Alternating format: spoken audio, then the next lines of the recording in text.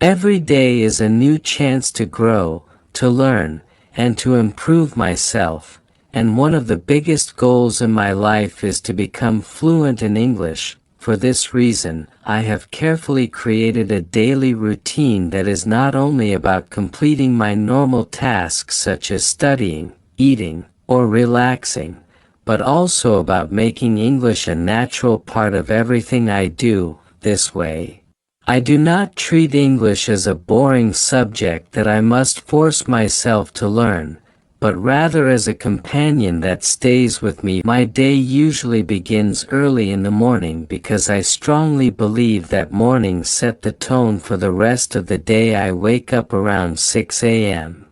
And the very first thing I do is greet the new day in English. I have made it a habit to talk to myself when I wake up, and instead of saying good morning in my native language, I whisper good morning. Today is going to be a wonderful day, and I will do my best. This small habit might look simple, but it already places my mind in an English-speaking environment from the moment I open my eyes. After this, I spend a few minutes stretching or doing light exercise, and during this time, I play an English motivational podcast. Listening to a native speaker's voice, hearing new words, and absorbing positive energy helps me wake up fully and gives me both physical and mental energy. After finishing my short morning exercise, I go to the bathroom to freshen up. Even in such a small routine, I try to keep English alive. For example, I label some common objects in English. The mirror has the word mirror written on a small sticky note, the toothpaste tube has toothpaste, and the towel has towel. Whenever I see these words, my brain makes quick connections between objects and vocabulary, which makes learning natural and automatic. Once I am done, I head to the kitchen to prepare breakfast.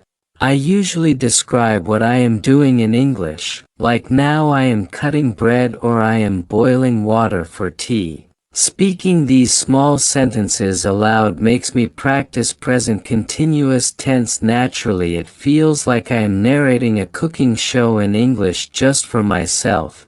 Breakfast time is also a golden opportunity for me to improve listening skills. While eating, I never waste the time scrolling endlessly on social media. Instead, I play an English news channel or a YouTube video with subtitles.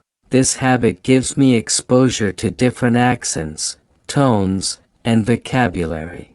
Sometimes, if I do not understand a sentence, I replay it and repeat it aloud.